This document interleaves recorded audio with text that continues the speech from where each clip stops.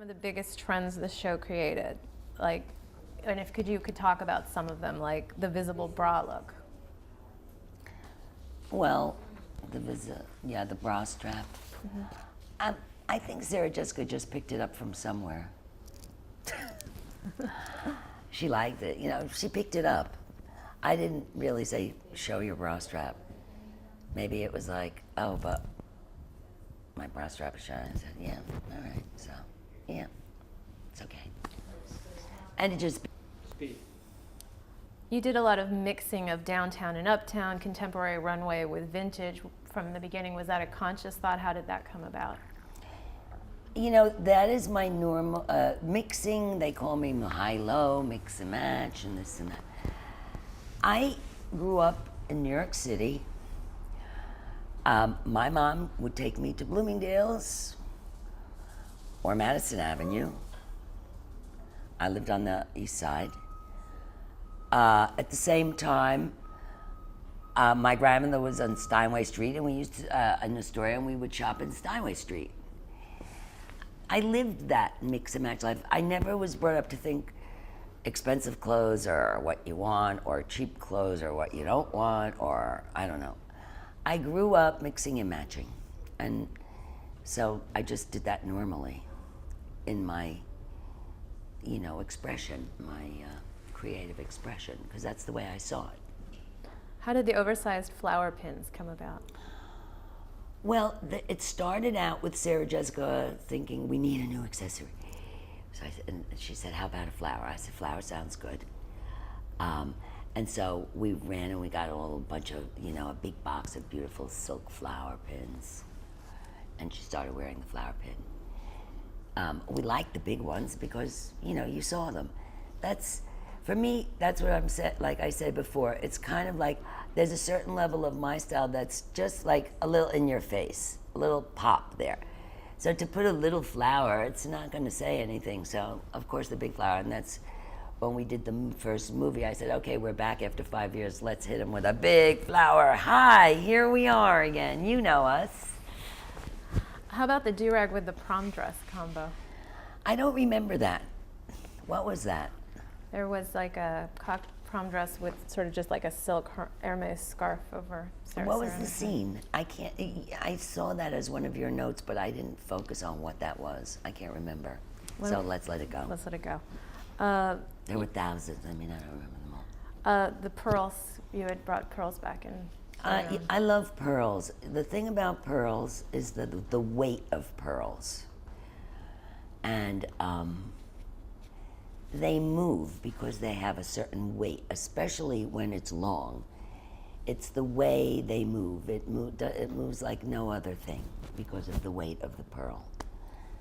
And, it's elegant and classic, and it's timeless. And, in our time, it goes great on a white t-shirt. Sarah Jessica understood that completely. But that's where I had help from her.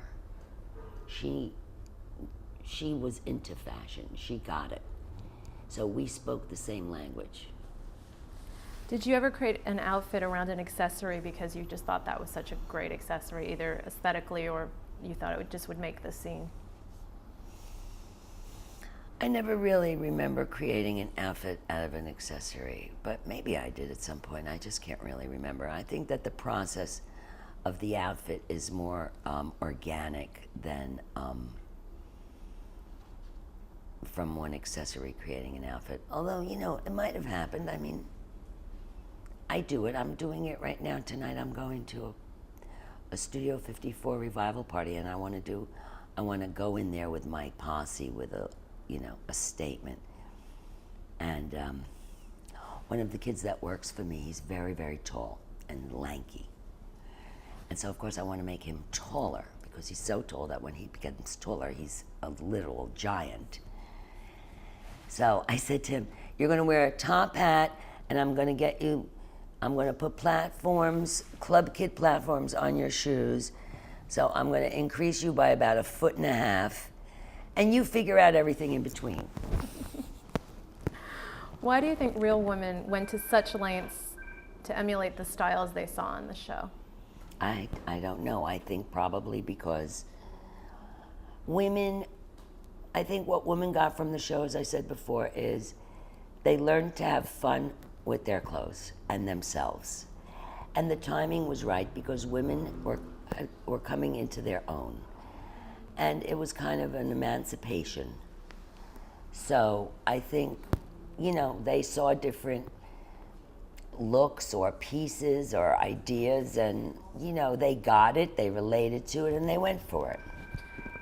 Did you know when you would pick a style like the flower or something, did you have a feeling what things people would pick up on and what might become trends? People always ask me that, what is the next trend? I never did this work with an idea of creating a trend. It got to be a little bit that way because it turned out that way. But I never really tried to consciously create a trend. All I really ever did was try to make things look beautiful and interesting and tell the story. How would you describe your own style? It sounds like you feel like you're, as women say, you're a bit of a Carrie when you're, as far as your own style versus in conjunction with the character's styles. I'm sorry? How would you describe your own style and which character best represents it? I have a personal style, and it is not represented by any characters of Sex and the City. Those are characters, they are not me. I can describe my style. I would say my style is more on the lean side, spare side, simple side, with a little twist, a little drama. But it's not a weighty style and heavily ornamented style. It's more lean and mean. I dress the way I feel in general and on that particular day. I can get very dramatic if I want to, but in general, I would say I have a spare style with a twist. If I have this bright red hair, for example, I don't really need to set it against some other screaming thing. If I dress more classically, the bright hair is my twist. Or if I put on a pair of red Oxfords with a neutral outfit, then... So I play little games like that because it's fun. But in general, I'm on the sort of, I wouldn't call it tailored, but the more spare side. Sarah Jessica got pregnant during season 5. How did you go about hiding it with her wardrobe? Sarah Jessica became pregnant, and it was, towards the end, it became quite a feat to hide it. And I do remember one green terry cloth strapless here and then full. And even though it was full, it was like, oh my God. Everybody knows she's pregnant. This is ridiculous. So, I mean, as it got on later, towards the time that she was giving birth, it was difficult. Thank God the season ended, at a certain point. It was hard. That was a short season because it was impossible. That's what happened, really. I think that season was short. Yeah. Talk about that amazing gown that Carrie wore in the finale. Yes, that gown in the finale, that turned out to be quite the gown. Look, that was for me. All right, she was in Paris. Let's talk about Paris. Paris was her dream. She went to Paris. It's like, what it's called, Leslie Caron in Paris. What was that show? Funny for, I don't know, those Paris shows, or The American Girl in Paris. That's how I saw it. So this girl went to Paris with all her finery, because she was going to Paris. And that's how I saw that whole Paris trip in general. And when it came to that gown, that scene was probably one of the saddest scenes. It was the American Girl in Paris with her dream boyfriend, and and he left her there. So that was a very sad scene. And I wanted to heighten the drama of the sadness with this heightened gown, because there she was in this gown, just so pathetically sad. And so I think that, the more heightened that gown was, the more heightened the sadness was, because she went to such an extreme for that date. And there's a really good story about that, because excuse me, girls, story of that gown that I like to tell was the last episode of Sex in the City. By that time, I had a new job. It was Hope and Faith, and that was a sitcom. And we would shoot the show on a Friday night. And so I was at Hope and Faith shooting the show. The end, we finished at about 10 p.m., 11, something like that. And I knew that other scene was happening in New York, because we shot that scene in New York. All the interiors of the Paris were done in New York. So I drove from Long Island City over to the hotel, whatever hotel, I can't remember at the point. And I went upstairs, and they're rehearsing this scene with the stand-in, and they got this dress on her. Because if it was Sarah Jessica, I don't think that would have happened. But anyway, so this girl is sitting at the edge of the bed, and this whole big gown is crumpled up underneath her. And I'm like, okay, everybody, I'm here and I'm interrupting, but do you remember in your house when you had a doily gown on a roll of toilet paper in your bathroom? This is this dress. We take this dress and we cover the entire bed with this dress because it was that full. And Sarah Jessica is laying on her dress. And then she gets up and she goes to the window and the gown follows her over there. And that is the way this dress has to be shot. Thank God I went there that night after the other job. Because I don't think I just don't know what would have happened. And that was such an iconic moment, iconic dress, iconic scene, that if it wasn't perfect, it wouldn't have had that impact.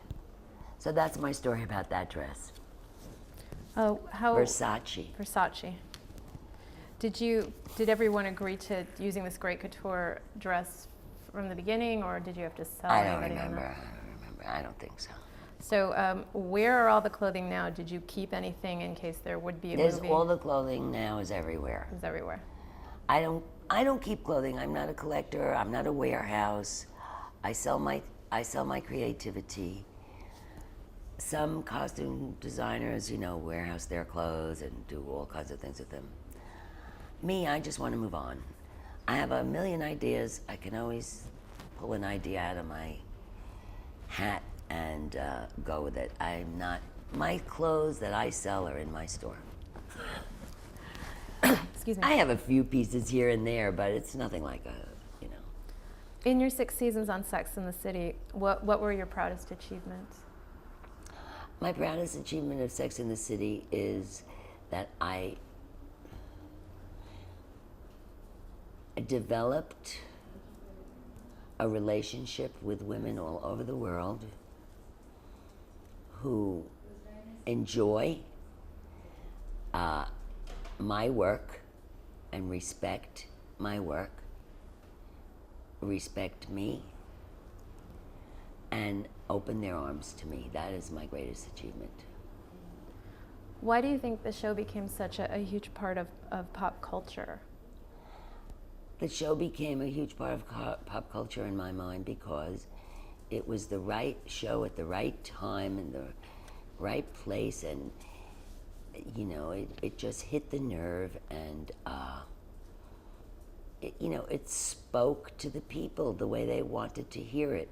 And as I said before, it freed women to think about themselves as individuals. Before Sex and the City, like, for example, excuse me.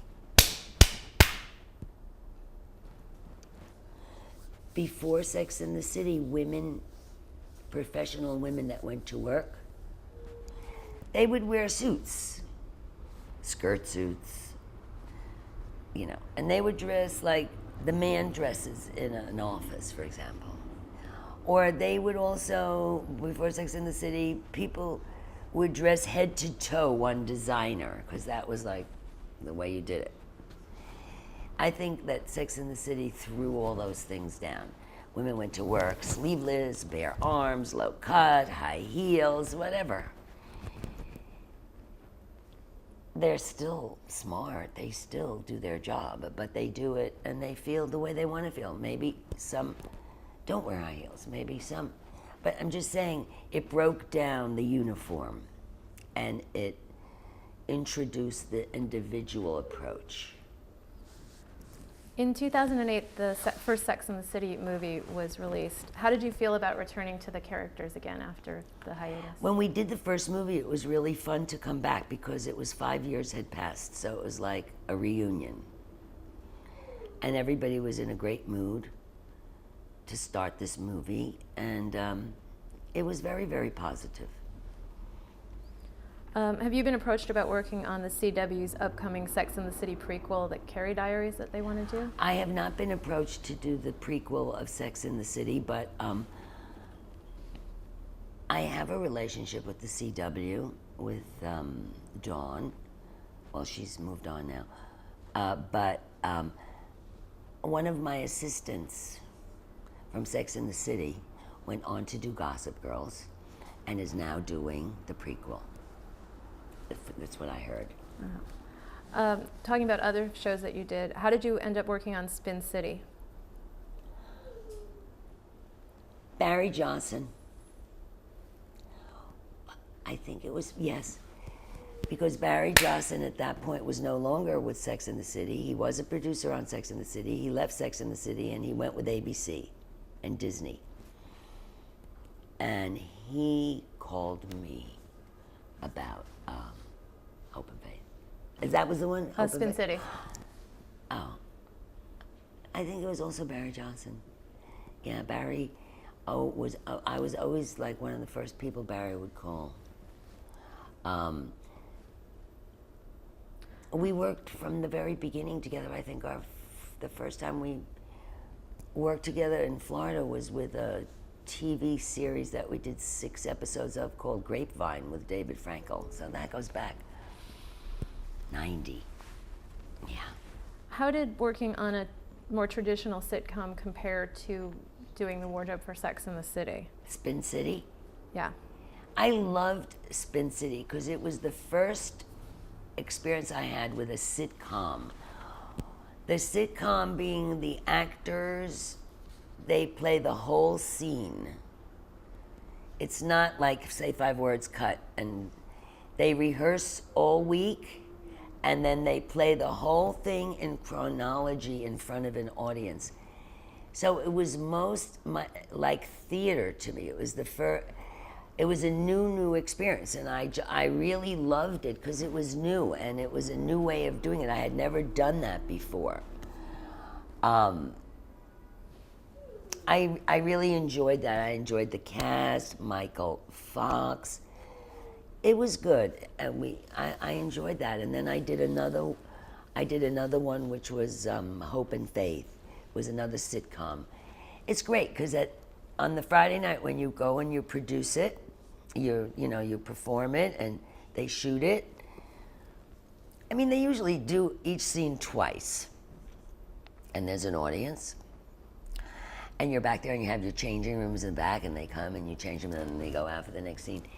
It's totally theater. It was really fun. I enjoyed it immensely. And really the good actors of the sitcom, those actors, because they have to do a whole scene. They're timing every walk and move they make. It's theater. How did you approach dressing Heather Locklear, who joined the cast in the 4th season? Heather was great to dress. I mean, she had a great body. She was a pro, intelligent. We spoke about her character, and I showed her some ideas. She liked what she liked. We went with the direction that she felt best in. It was very, very smooth. How did you find out that Michael J. Fox had Parkinson's, and did that affect your work with him at all? You know what, Michael J. Fox, while I was working with him, the Parkinson's disease became apparent. I don't remember exactly how I found out. I don't know if he announced it, or we knew he had this disease, but he handled it very, very well. You know, he has a really good spirit, that Michael J. Fox. I admire him for that. That's what I mean about this business. One of the great things when I first started, meeting so many different people who are accomplished. You know, it's a great opportunity to, learn. You mentioned Hope and Faith before. What was it like dressing Kelly Ripa for the role of Faith Fairfield? Well, Kelly I love Kelly. She's a dream. She's a hard-working Jersey girl. She's a down-to-earth girl. Her mom and dad would come on and watch the show. She's, a local girl. Jersey is local for New York. She loves what she does. She's so positive. She's smart. She's a little workhorse. And, very professional. She keeps it all together, and she has my respect. Her character was a former soap diva. When you were coming up with her wardrobe, what ideas went into that? Well, because, Kelly Ripa, number one, there's an exaggeration about her to start off with. It's natural. And so her role in the Hope and Faith as a former soap diva, it was, again, the casting. It was kind of natural, because you think of soap divas like overdramatic. And she is that. She has that accent on it. So I just went with it. I mean, she had a good body. She could wear just about anything.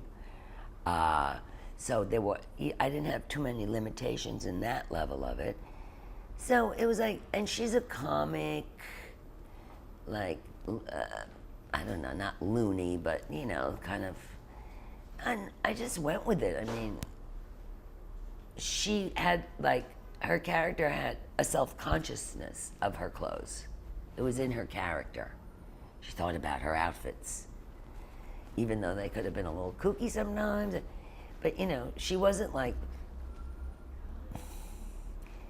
she made her silly mistakes as well as her good decisions, and it was just all part of her character.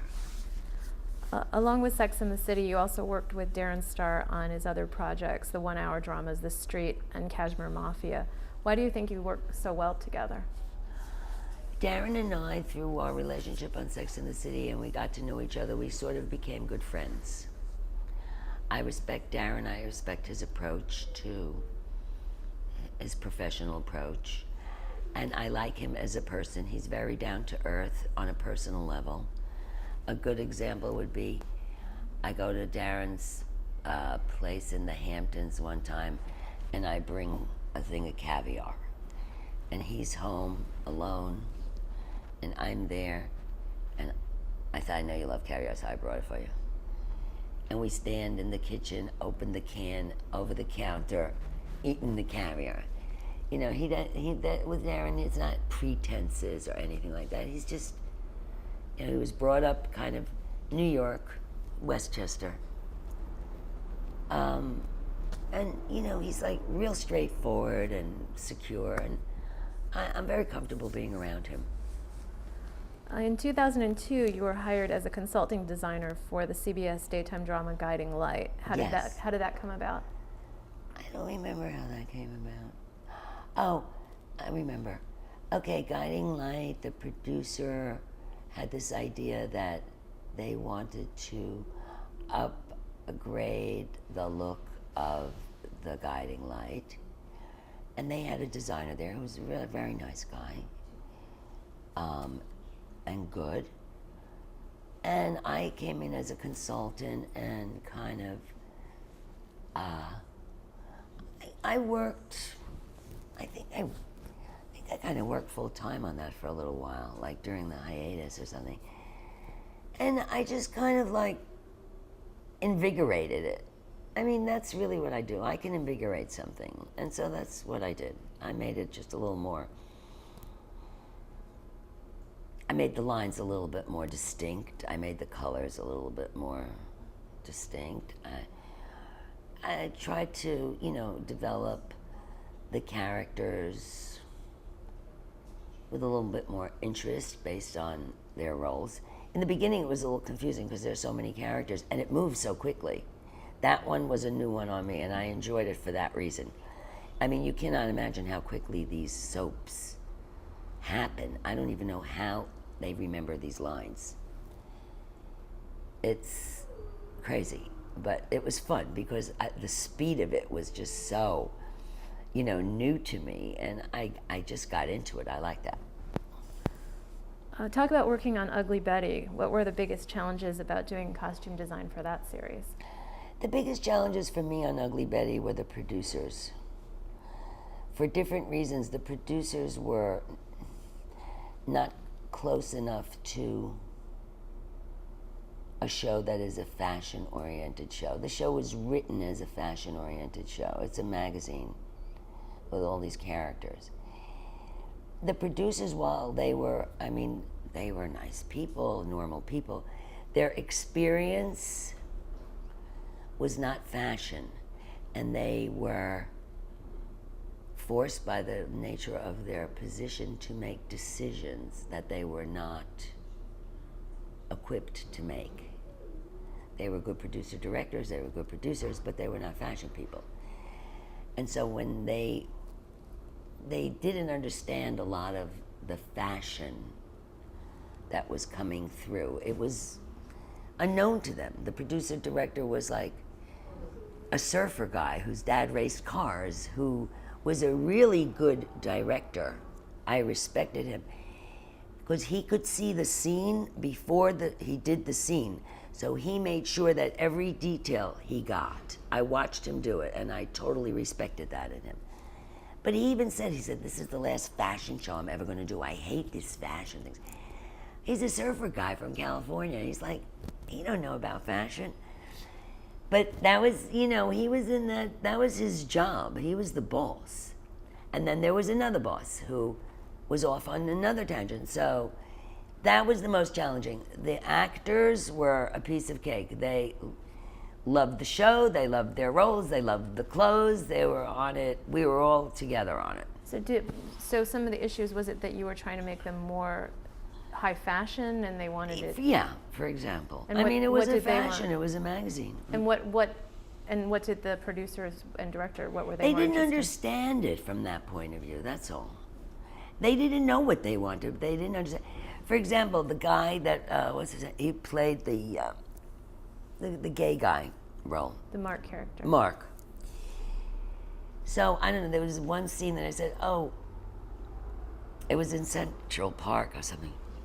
And I said, let's make this an ode or an homage to Quentin Crisp.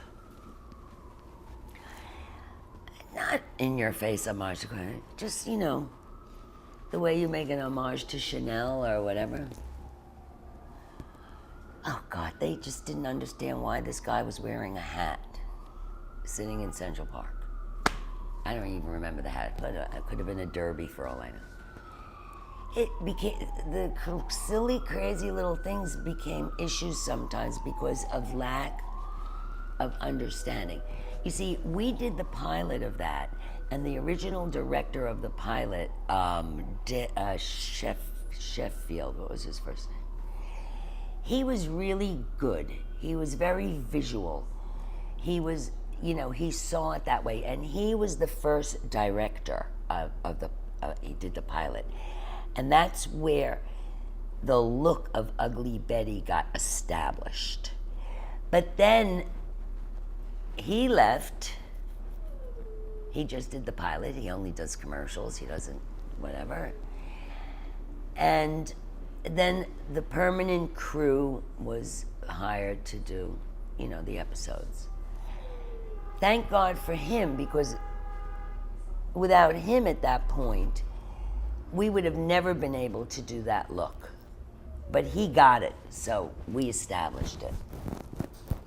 The Devil Wears Prada, the film, is also set in the world of high fashion. How did you approach doing costume design for that? Well, the Devil Wears Prada was a really fun job. Number one, because of David Frankel, who is one of my, one of those people in this industry that you know for years that you love. I mean, when I'm in Miami at my apartment, we go to dinner or whatever, we have. So when he got this movie, he called me to do it. The first thing I said to him was, we're going to Paris, the couture is happening, I'm going to take you to see what you're going to be shooting. And he goes, what should I wear? I said, you're a handsome guy, just go as you go, you're going to be perfectly fine. So we went to Paris and we covered some shows, and he, ran around Paris taking shots and whatever. And that was one of the first. And then the second was a meeting Meryl Streep, which, again, I had never met Meryl Streep before. And I mean, the idea of having the chance to work with her was very exciting to me. And so we didn't know one another. I went to her home, we sat in her living room, we spoke for a couple of hours, we got to know one another. At the end of the meeting, I feel that she felt comfortable with me, and I felt comfortable with her. I mean, I knew her more than she knew me, I think. And I think she concluded, because she's very professional, intelligent, that she could be comfortable with me, that I had, proven that I have some intelligence and so on. And it was very smooth, very, very smooth. I spoke to her about my general ideas for the character, and she had her ideas for the character. I'm gonna wait. Meryl had her ideas for the character, which were good ideas. For example, the white hair, that was her idea. And when she told me that, I said, perfect. Because if I have you with white hair, my playing field is open. Against white, I could put black, I could put color. It's great. The producers, not David, but the producer, Fox it was, they were freaking out that she wanted to have white hair because they equated white hair with gray hair with old. And I was like, it's not gray hair, it's white. It's white against a color. It's high fashion. It's not gray. And if it's a white hair is high fashion. It's not old. And I was trying, but Meryl kept insisting, and Meryl packs weight. So in the end, they relented. And in the end, thank God, because it set the palette for me and for like a magazine editor. So it was all good. When you were talking about the opening credits for Sex and the City, you were saying how you wanted something that was not going to be dated and timeless. Mm. I think that dated, not but dated. timeless. Yeah, timeless. I think that kind of applies to all your projects. I watch them now, and I don't feel like I'm looking at something of a period. It seems very contemporary. Is that a conscious thought, or is that just something that is sort of a byproduct of your sense of creativity and style, do you think? My approach to fashion, even though I'm seen as a bit edgy, is really classic. I know that I'm seen as edgy, and okay, I am edgy, but under my edginess is classic. For example, we make clothing for my shop since the 80s. People buy things in the 80s and I see them and they say, you know, I'm still wearing those whatever leggings or bustier or whatever it was. You could be edgy and classic. One doesn't preclude the other. So I guess that's how I approach it. I don't see edgy. I don't see classic per se. I just see it looks beautiful. It makes me happy. And it is classic because it does hold up. But my references are very wide. They are historical. They are intellectual. They are logical. I operate from that kind of a platform. I don't operate from trendy or fashion. I operate from my brain and telling a story and to tell it in a beautiful and pleasant, happy way. You've been a guest judge on fashion reality shows like America's Next Top Model and Project Runway.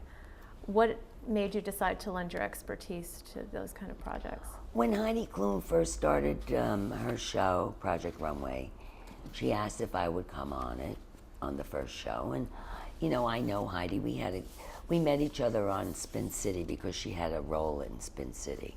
She was Michael J. Fox's girlfriend for, I don't know, a few months. And we developed a relationship from there. So, of course, I would want to go on to her show. I like her. She's a nice person. Why not?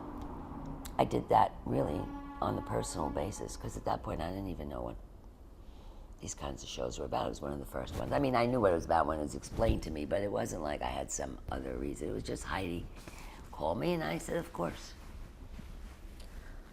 How has being based in New York for your entire career affected your sensibilities of style and how you go about doing wardrobe for a show? I think being a New Yorker, born and bred, definitely affects the way you live, your whole lifestyle, including your professional lifestyle, your taste, the way you approach what you do.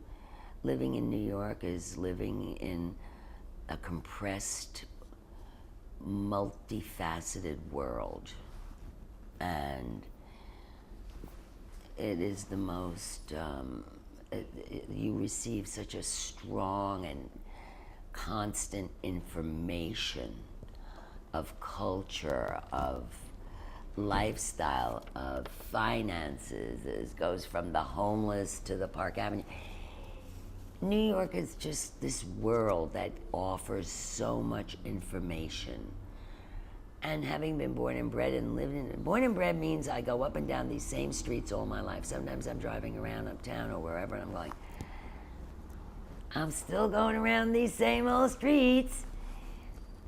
You know, it's like, it's kind of your DNA. It's how, whatever, you go to public school in New York or whatever, the New York experience, it becomes your fiber. So of course it impacts you. As living as an open lesbian, has that had any impact on your career, do you think?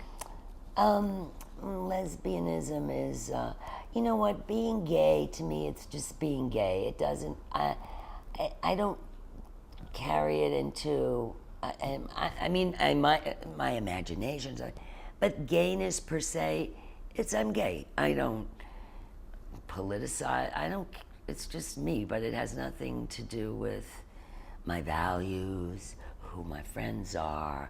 My friends are artists. If they're gay or straight, it's fine. I don't care what they are. My friends are people who can teach me and make my life interesting.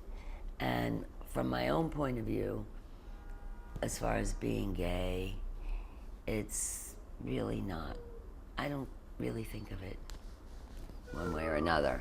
I don't hide it. I don't parade around with it. It just is. What would your advice be to aspiring television costume designers?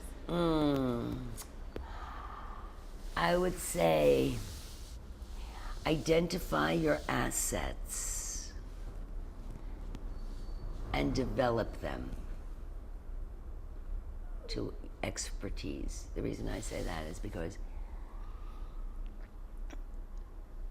your assets are what's going to take you there. You just need to identify them and know what they are and develop them and become the best at your game.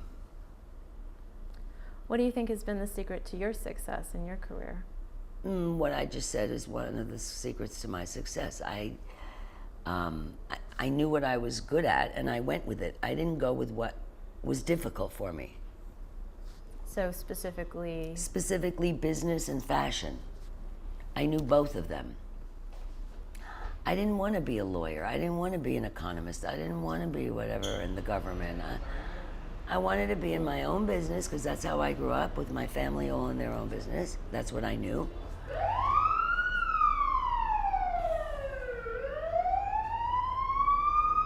What current projects are you working on? Currently, I am working on many projects, but they are not film projects.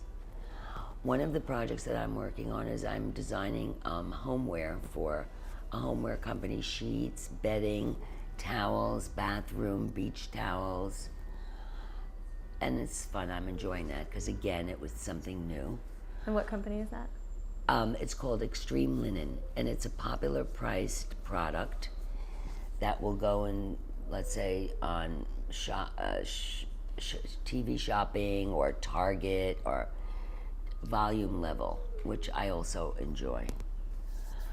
Because I like to get out there. I don't want to make 2 things that 5 people see.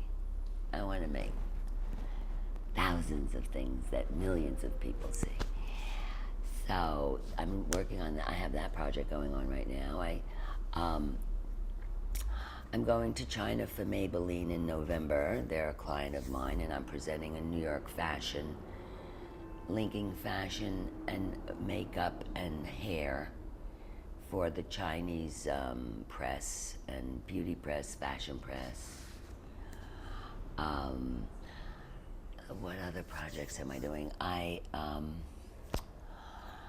I'm working on some films of my own that I hope I'll get to produce one of them. I have some scripts that I have rights to, so that's another little project big project that's happening.